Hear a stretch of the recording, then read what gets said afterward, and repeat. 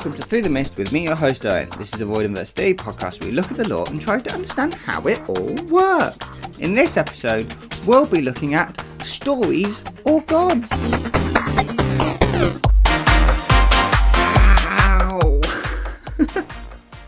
Welcome back, Mythbusters. Hello. Just getting comfortable. I just thwacked my hand on the music stand that's next to me and it stung a little. But hello, welcome back to Through the Mist. That's right. It's that time of year where we release one of the 11 episodes that we do a year because we're committed to this thing. Only one thing I want to mention for the rambles at the beginning. And that's that the official podcast released, the official Percy Jackson Show podcast, that is, released a bonus episode in April. And the podcast Big Three got the biggest props in the world on it, my boy. Arian out there sang their praises, asked Rick questions. Asked Rick questions that they asked. It was but you know, those three are in Disney pockets, so that's a lie. They're not in Disney's pocket. Disney just loves them. Well, at least someone on Disney marketing loves them, or we love someone on Disney marketing for that. Thank you very much. Also, if you're not aware, the Big Three are the Newest Olympian, Monster Donut, and Seaweed Brain. Just to clarify, that's the Big Three. If you somehow are listening to probably the most obscure of the podcast and didn't know that those three existed. Yeah. Okay, cool. Right. Yeah, like I said, that's all the rambles, so let's just get into the episode. What came first? Stories or the gods? This is what we are talking about today. And yes, in the intro, I didn't say the title because we're really talking about stories or gods, but what came first is the better title. So, you know, and in like I think because I don't want to put stories or the gods. I think just what came first is nice, is a funnest title. But what came first? So, way back in episode 21. And then there was something. I tried to answer the question of what came first, the stories of the gods. We didn't really solve that question. We solved a different question. But this question itself, the stories of the gods, has lived on my episode ideas list ever since. So here we are, getting into it. And to understand like where this question comes from a bit and just like general ideas, we just got to recap a general belief that we here at Through the Mist prescribe to about the Voidverse, and that is human belief directly impacts the magic of the gods and their stories, often called collective human consciousness. And there's a lot of small bits of evidence that kind of point at this being a thing, but I think the big place to focus on, just so we can get an idea of what we're talking about, make sure we're on the same page, in case, you know, this is your first time listening to us here at Through the Mist. Welcome to the family. Welcome to the family time. Welcome to the happy to be time. Phil Collins, we praise you. We're going to talk about Apollo and the sun.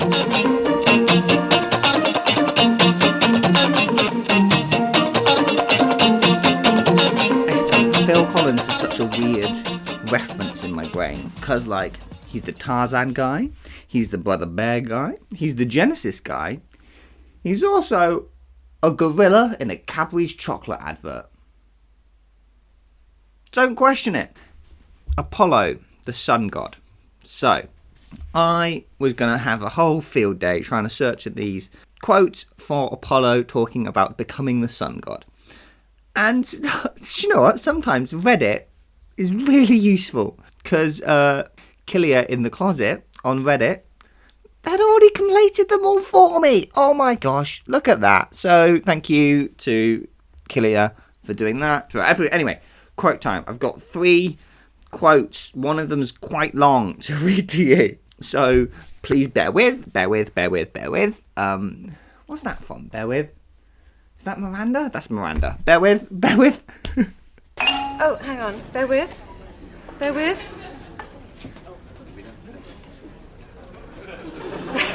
Bear with. Back. So please bear with as I read these, because you must all, you know how I am with reading. This is from the Titan's Curse, this first bit. Okay. Downsizing, Apollo said. The Romans started it. They couldn't afford all those temple sacrifices, so they laid off Helios and Selene.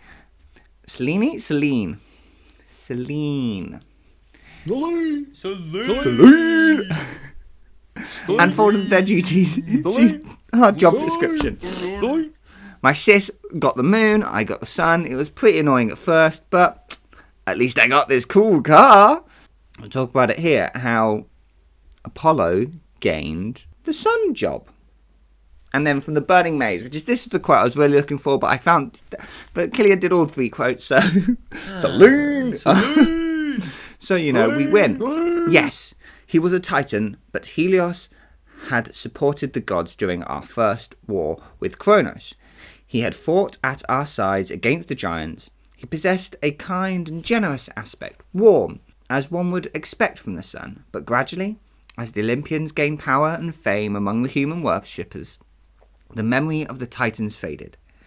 Helios appeared less and less often in the halls of Mount Olympus. He became distinct, angry, fierce, withering. All those less desirable solar qualities. Humans began to look at me, brilliant, golden, shining, and associate me with the sun. Can you blame them? I never asked for this honour. One morning, I simply woke up and found myself the master of the sunshine, along with all my other duties. Helios faded to a dim echo, a whisper from the depths of Tartarus. Again, you have Apollo explaining how, here quite clearly, that worship of Helios and of Apollo affected them. Apollo became the sun god. Helios became nothing. Well, became fire soup. That's the whole point of the Burning Maze. But spoilers. But yeah. Finally, we have one final quote from the Tyrant's Tomb. Luna, a Titan, had been in charge of the moon before my sister Artemis took it over. The job. Let's restart that. Also, what is Artemis's Roman name? Diana. Why does it say Luna and then not? It's just weird, isn't it? It says Luna and not Diana. I don't know. How am I supposed to keep this rant in? Anyway. Luna, a Titan, had been in charge of the moon before my sister Artemis took over the job. As far as I knew, Luna had faded away millennia ago, and then I thought there was nothing left of Helios, the Sun Titan, until I found out Medea was collecting shreds of his consciousness to heat the Burning Maze. So yeah, that's from the Tyrant's Tomb, and again, it just puts the point that these gods and their jobs and their stories and what their belief is linked to what the humans thought about them. Humans changed them. They changed them. The reason we went through this is to clearly demonstrate how much of an impact the human belief and culture has on the gods. The domains, how they act, how they look, everything impacts the human belief, the human collective consciousness. This directly impacts them, and it's such a huge point in the Voidverse.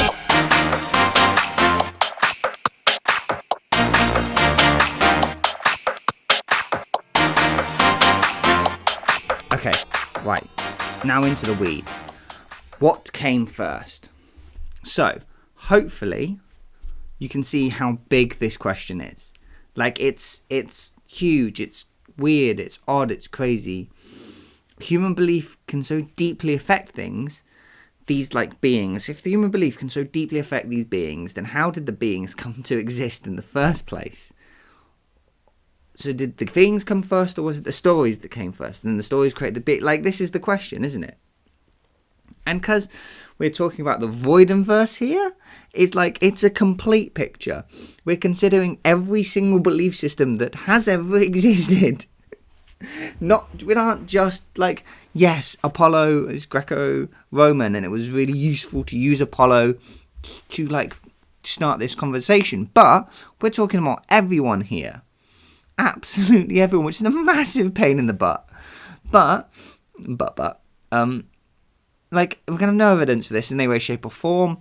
It's just there's like the added complication of the fact that deities also move along trade routes that separate from their original and become their own thing. Like, so like, it's the Aphrodite of it all, or others, like how culture moves and how that affects what these gods are, and then how that then affects them. And like, you even have, like, the same being over time becoming two distinct beings. I think Hermes and Pan, I believe.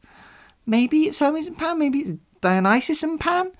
One of them, one of those two pairs, it's the same. And like, if we take the old favourite of the show, Britannia, like even how she's depicted now shows signs of her heritage of being from Minerva and Athena, and with the olive branch. Like, she still holds the olive branch. And how separate was she in Roman times? I don't know. I remember researching it and it seeming very vague. Like, it could literally just be Minerva/Athena in Roman times that was this thing. Like, they weren't independent deities. But now, we wouldn't consider them the same person, would we? They would be completely independent deities. I did, while writing this, think it would be fun to think that, like, maybe Minerva's main personality during the time when Olympus was in England, that it was Britannia. Because, you know, icon that she is now, Empire times, you know, that's when she would have been there, would have been during Empire times. So it's just fun to think that during this time, Minerva was just Britannia. But again, who knows? They could be completely separate people. Even just now, considering Minerva/Athena, you've got multiple personalities for one entity that occurs with the Greco-Roman things. So it's like, and that's again being pushed by the humans. It's being pushed by the collective consciousness, the human belief in these characters. And most of the time, human belief would separate them, but you have the weird mythologies are linked with Greek and Roman stories. The Romans kind of taking the Greek stories and making them sequels. The Romans kind of did to Greek mythology what Disney did to the Star Wars sequel trilogy. Like, that's kind of what they've done. But that whole point, that whole idea is all wrapped up in this. This is all affecting how the heck can you work out who came first if these gods, the Greek gods, can directly affect humanity. They have demigod children. They can go, they can interact. If they get into an argument, it will affect the weather.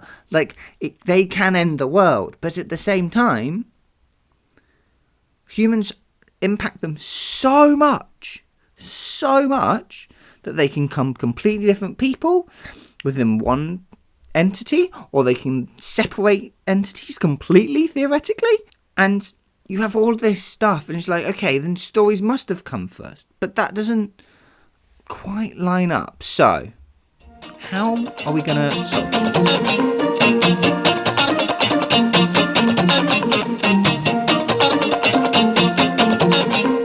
Basically, we're going to do a vibe check. We're going to see if it can pass a vibe check, because it gets messy quickly. And just, like, to be clear, I don't think this question should ever be definitively answered by the books. I think it should stay messy. However, here at Through the Mist, our job is to come up with a solution to this mess. And this time, it's just going to be a vibe check. Like, that's all we've got, is a vibe check. So I did some digging through some old notes, looking at episode 18, the External Nothingness, episode 21, as mentioned previously, as this is kind of where this question comes from. And I was sitting there thinking, writing these notes, going, how can we make this work? And I thought about it, and then something clicked, and it became very His Dark Materials. So just trust, and I'll run through the vibe and see if you agree with the vibe. So, magic, the mist, glimmer, the dawn, whatever you want to call it, has always existed, is a fundamental part of the universe. Now, we always like to think that humans are special when compared to other animals on the planet. And we're going to use that fact. And we're going to use that fact in a way that might relate to dust from his dark materials. So humans came along and the magic started to react. Okay? Consciousness became a thing and the magic reacted to that consciousness. Spoilers for his dark materials, I guess, but dust is the manifestation of all consciousness across every single parallel universe in that world, and they form angels.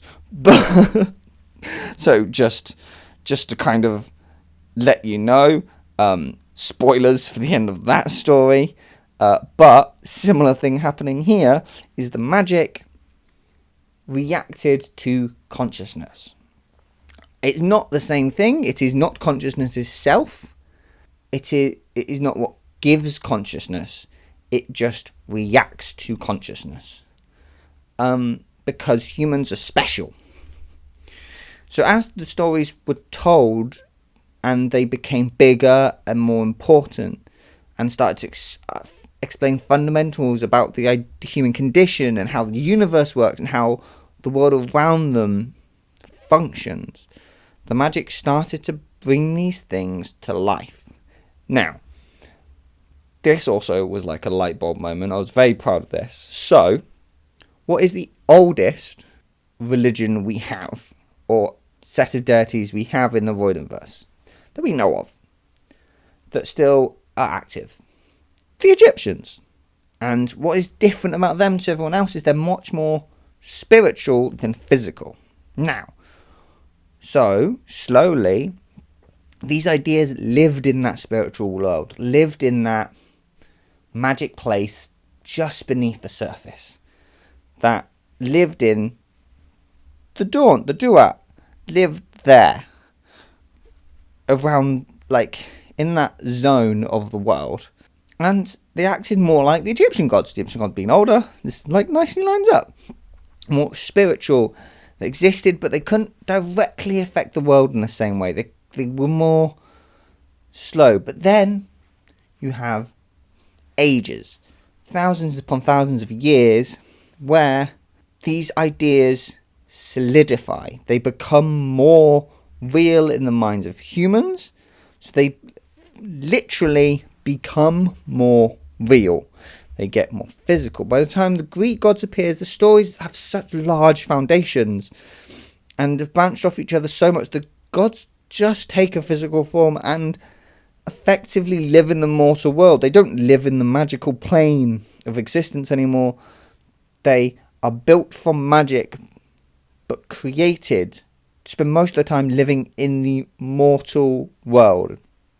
Obviously, they still have their planes. That's where, like, Tartarus is, and Hades, but Olympus is kind of, it's not, and like Olympus isn't really a magical plane. It's just magical, but a magical that's integrated with the mortal world much more than the Duat is in Egyptians. Like, that's how this works. So the answer to what came first, the gods, the stories, is kind of both, but kind of the stories. It's a vibe check, really. Like, it's a bit chicken and egg, even though the definitive answer to what came first, the chicken or the egg, is clearly the egg. Just clearly. Something extremely like a chicken popped out an egg, and then out of that egg became a chicken. Clearly, the egg came first. But in this, it's a bit, I want to say it's a bit more fluid, because I think sometimes, especially as maybe it went later, maybe the gods affected the stories, and then the humans modified those stories, and then that affected the gods. In an example of trade routes and such, a god got passed down trade routes, came to a new land, They were an already existing deity, so the god came first in that case, and then stories were told about that god, and that god changed and became a new god. And small stuff like this, and memory wipes happening left, right and centre. But just again, to repeat what I said above, and something I said in episode 18, I don't think this question should ever be truly solved.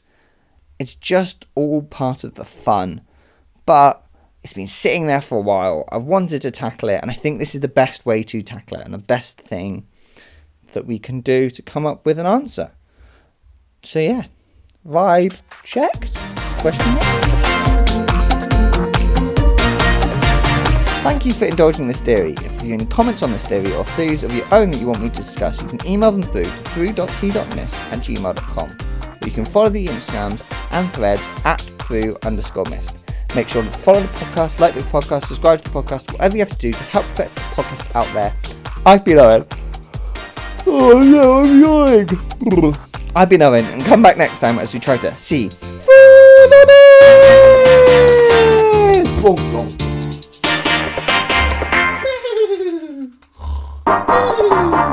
mist.